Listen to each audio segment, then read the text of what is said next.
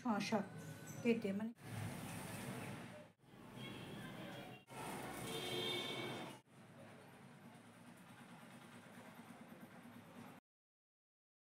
Hello, কেমন আছেন? SD স্মৃতিকথার আরও একটি নতুন ব্লগে স্বাগত। আর এখন বাজে সকাল 8টা।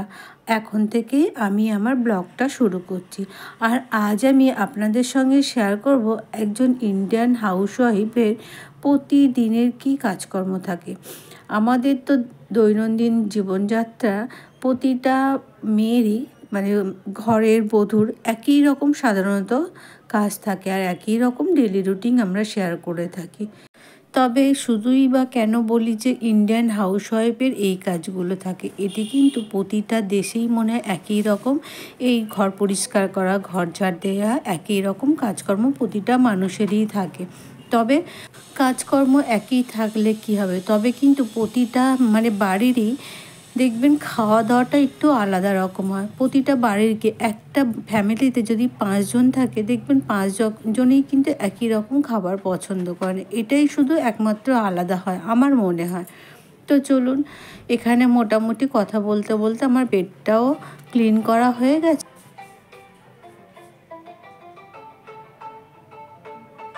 হ্যালো হ্যালো, কাকু নেই এখানে, বাইরেই আছে। কাকু ঘরে তো নেই, ওর ছেলেকে স্কুলে দিতে। দেখো আমাদের ওই তাহলে ওইদিকে বাগানের দিকে হয়তো আছে। আর কথা বলতে গিয়ে যেটা বলাই হলো না। তো চলুন, আজ সকাল 8টা থেকে 9:30 পর্যন্ত বাড়ির কি কি কাজ করি সেগুলোই আজকে শেয়ার করব। আর পাশের বাড়িতে সম্ভবত পাথর কাটছে, প্রচণ্ড জোরে শব্দ আসছে। আর একা হাতে কাজ করলে না এই এক খুব সমস্যা হয়। এই যে ফোনটাকে নিয়ে যায়নি সঙ্গে করে, ফোন করেছে তো কোথায় গেছে, ফোন যদি ওনার কাছেই থাকতো তাহলে উনিই বলে দিতে পারতেন। আবার অনেক সময় হয় কি, নিচে হয়তো জল শেষ হয়ে গেছে তো ফোন করছে বা এসে দরজায় কড়া নাড়ছে, পাম্পটা চালিয়ে দাও, সেটাও একটা গিয়েই দৌড়াদৌড়ি করতে অনেক কাজে লেট হয়ে যায়। তো আমার দেখুন এখানে একটা করে জিনিস সরাচ্ছি আর একটা করে জিনিস মোছামুছি করছি। আজকে এই ঘরের সমস্ত ডাস্টিং করছি। আর এখানে দেখুন এই যে আলমারিটা, এটা কিন্তু আজ 20 বছর হয়ে গেছে, এখনও পুরো নতুনের মতন। অনেকে ঘরে আসলে না বলে এটা কি নতুন কিনেছ। ক্যামেরাটা খুব একটা ভালো না, তো ওই জন্য খুব ভালো বোঝা যাচ্ছে না, কিন্তু না আলমারিটা পুরো একদম চকচকে। আমি কিন্তু কোনো দিন আলমারিতে অনেকে কভার লাগিয়ে রাখে, আমি কিন্তু কভার লাগিয়ে রাখি না। কভার লাগানোটা না আমার ঠিক একটা পছন্দ হয় না, কেমন যেন জঞ্জাল মনে হয়। যাই হোক, সেই জন্য আমি কোনো দিন আলমারিতে কভার লাগাইনি।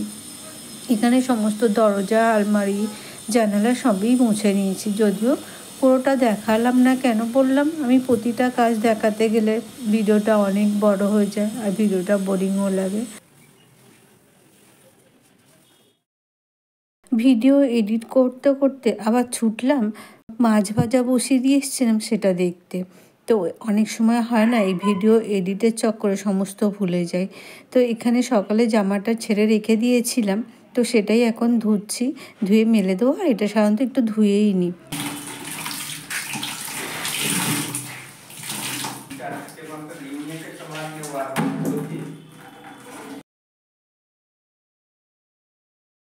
এখন আবার হয় কি না, সকাল সকাল কাচাকুচি করে না মেলে দিলে শুকনো হতেও দেরি হয়। এই যে শীতের আকাশ, মেঘলা মেঘলা আকাশ, সকালের দিকে কিন্তু চড়া রোদ থাকে, একটু বেলা হয়ে গেলে কিন্তু রোদ্দুরের অতটা কিন্তু তাপ তেজটা থাকে না। আর এখানে দেখুন সকালে আমি রুটি করেছিলাম, আর ছেলেকে যেমন খাইয়ে পাঠাই তেমনই খাইয়ে পাঠিয়েছি।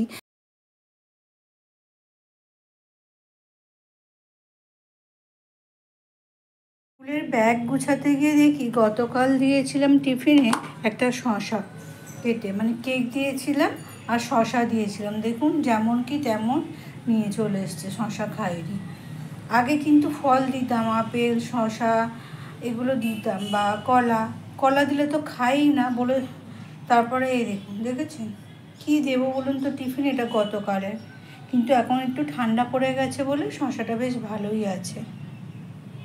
দেখে মনে হচ্ছে না যে শশাটাকে মনে হচ্ছে এই মাত্র কেটেছি। যাই হোক, ওখানে জল আনতে চলে গেছে হাজব্যান্ড, আর আমি এখানে একটু চান করতে যাব। দেখলাম জামাটার সাইডটা সেলাই খুলে গেছে, তো এই জামা সেলাই করতে গিয়ে যা কাণ্ড হলো, মানে ছুঁচ পড়াতেই আমার চলে গেল 10 মিনিট। একেবারেই চোখটায় দেখতে পাচ্ছি না, মানে চশমা চোখে দিয়েও ছুঁচে সুতো পরাতে পারছি না, চোখের এমনই অবস্থা। যাই হোক, অনেক কষ্টে জামাটাকে সেলাই করলাম। তবে এখন কিন্তু বাইরেটা না রোদ্দুর ঝাঁঝা করছে, এই সময় যদি একটু কাচাকুচি করে মেলে দিতে পারতাম। কোথায় গেছিলে? হ্যাঁ, কি নিয়েছো? মাছ? রুই মাছ। আর কিছু নিয়েছো?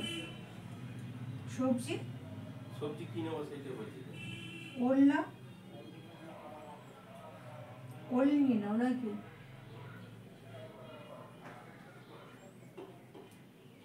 দেখো কি নেবে, নাহলে মেটে আলু না, ফুলকপি টপি খেতে চায় না। কলমি শাক দিয়ে ঝোল করলে হয় না? কলমি শাক দিয়ে রুই মাছ ভালো লাগবে না। কি মাছ? রুই মাছ কলমি শাক দিয়ে ভালো লাগবে না। তাহলে ওল নিয়ে নাও। ওল খায় তো? হ্যাঁ, ওলটা খায়, ওলও খায়, মেটে আলু খায়, ওলও খায়। এই শিঙি মাছ হলে কলমি শাক দিয়ে ভালো লাগতো।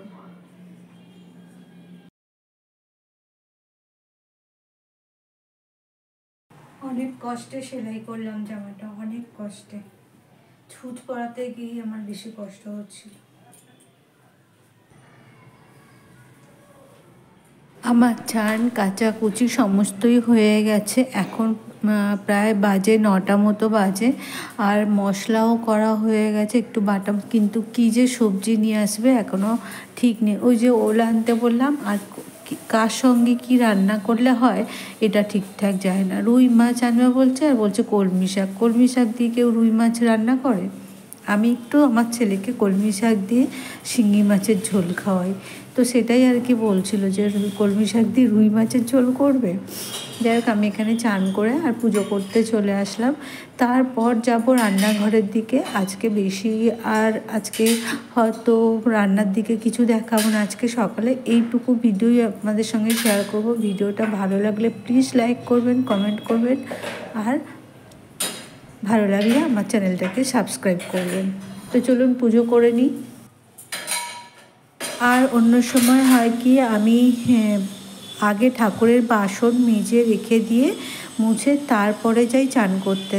তবে কাল বাসনগুলো তোলা হয়নি বলে আমি একেবারে চান টান করে এসেই তারপরে বাসন মাজতে চলে এসেছি।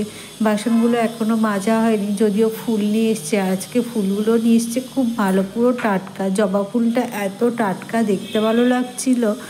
তো সাধারণত এত টাটকা ফুল পাওয়া যায় না, তো আজকে ফুলগুলো নিয়ে এসেছিলো, সত্যিই খুব ভালো। আর আজ আমার খুব সমস্যা হচ্ছে, এই যে ভিডিওর মধ্যে যে পাথর কাটা বা রড কাটা যাই হোক একটা শব্দ আসছে না, আমি এদিক থেকে অসুবিধা হচ্ছে বলে আবার ভিতরের দিকে গেলাম। ভিতরের দিকে গিয়ে দেখলাম আরও বেশি শব্দ আসছে, তো ডিলিট করলাম না। ডিলিট করলে না আবার ভিডিওটা ছাড়তেও অনেক সময় লেগে যাবে। ছেলেটাও যে চলে আসবে, তো ওকে চান করানো, খাওয়ানো, এদিকে রান্নাও হয়নি। যাই হোক, এখানে আমার মোটামুটি ভগবানকে পুজো দেওয়া হয়ে গেছে। কথা যেটা ভিডিওর শুরুতেই মনে করেছিলাম বলবো, সে কথাটা বলাই হলো না। আগে দেখতাম মা বা ঠাকুমা বা পাড়া প্রতিবেশীকে যখন ঘুম থেকে উঠতো, তারা কিন্তু দিনের শুরুটা করতো বাড়ির সামনে থেকে একটু জল ছড়া দিয়ে বা গোলা জল ছড়া দিয়ে দিনের শুরুটা করতো। যদিও এখন কিন্তু সেই যুগটা অনেকটাই চেঞ্জ হয়ে গেছে, তবু যে চেঞ্জ হয়ে গেছে বলবো না। গ্রামের দিকে মানুষ এখনও কিন্তু এইভাবে দিনের শুরুটা করে, অনেক সকাল সকাল ভোর ভোর ঘুম থেকে উঠে পড়ে। মাকেও দেখতাম আমাদের ঘুম থেকে ওঠার অনেক আগে ঘুম থেকে উঠে প্রায় কাজকর্ম সমস্তটাই শেষ হয়ে গেছে, তারপরে আমরা